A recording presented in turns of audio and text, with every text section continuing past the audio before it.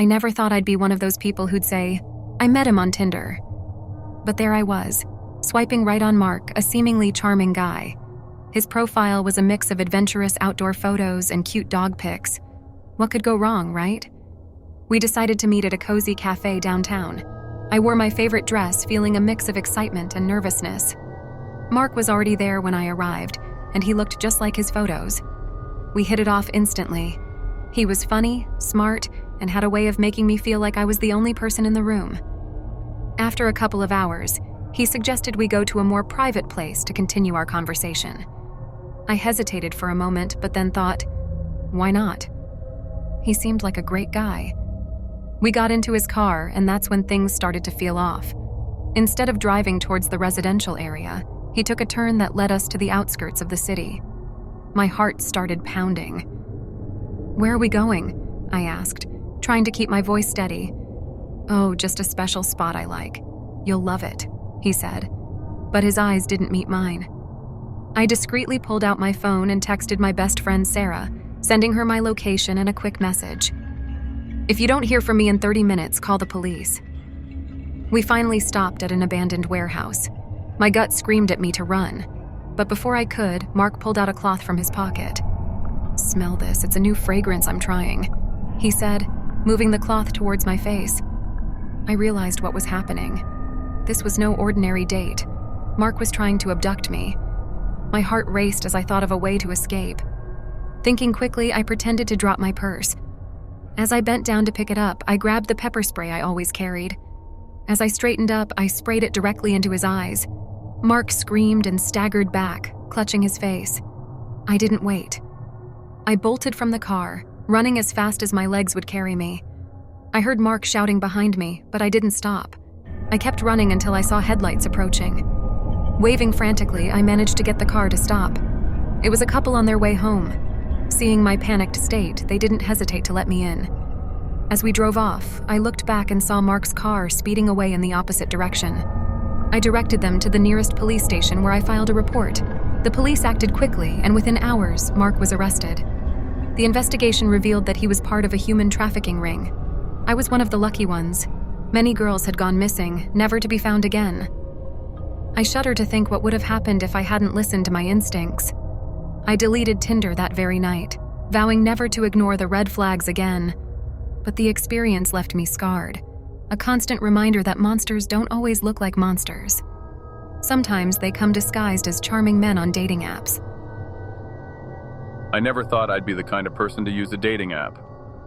But after months of loneliness and urging from friends, I downloaded Love Match onto my phone.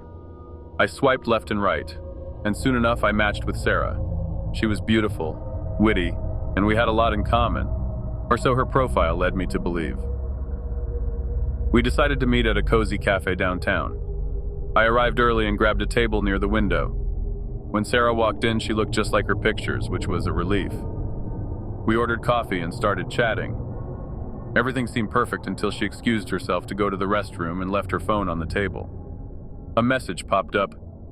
"How's the date going? Is he falling for it?" My heart sank. I felt like I was going to throw up. Sarah returned, smiling as if nothing was wrong. I decided to play it cool, but I was already planning my exit. "Hey, I have to go. An emergency came up," I said, trying to sound casual. She looked disappointed, but agreed to end the date early.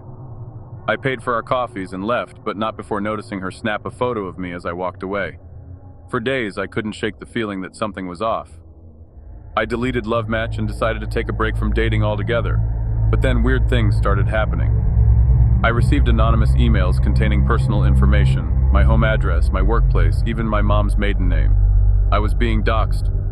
I reported it to the police, but they couldn't do much without concrete evidence. Meanwhile, my social media accounts were flooded with hateful messages and false accusations. My life was spiraling out of control. One evening, I came home to find my front door ajar. My heart pounded as I pushed it open, half expecting someone to jump out at me. Instead, I found a note on my coffee table that read, "You can't escape me." I searched my entire apartment but found no one. I couldn't sleep that night or any night after that. I installed security cameras and changed all my locks, but the stalking didn't stop. Packages I never ordered started arriving at my doorstep. books on how to disappear completely, a knife set, and even a noose. Each package was more disturbing than the last. Finally, I decided to take matters into my own hands. I hired a private investigator to find out who was behind this. After a week of digging, he discovered that Sarah was actually part of a group that targeted people through dating apps for extortion and psychological torture. They thrived on ruining lives, and I was their latest victim. Armed with this information, I went to the police again. This time they took me seriously.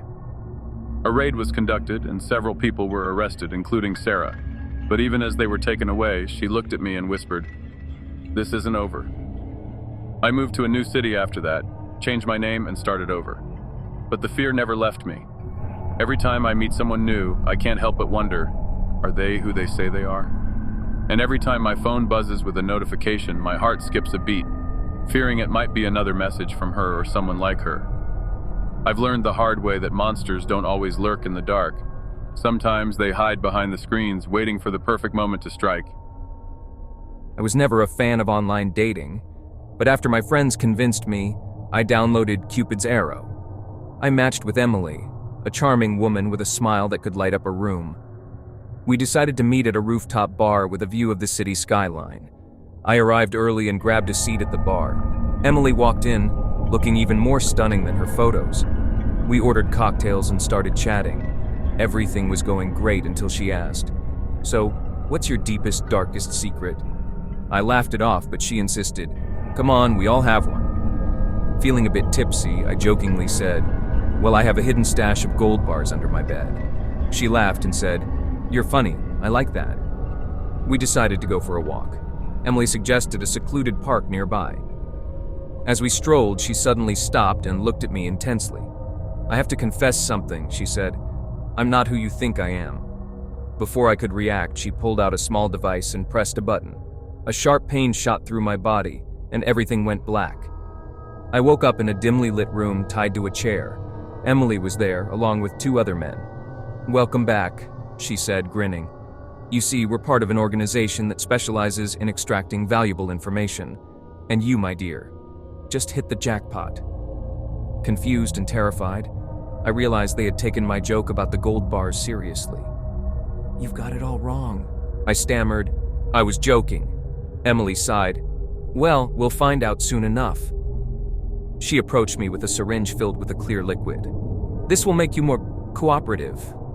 I felt the needle pierce my skin, and a wave of dizziness washed over me. But before I could pass out, I heard sirens wailing outside. Emily looked panicked. "What's happening?" one of the men shouted.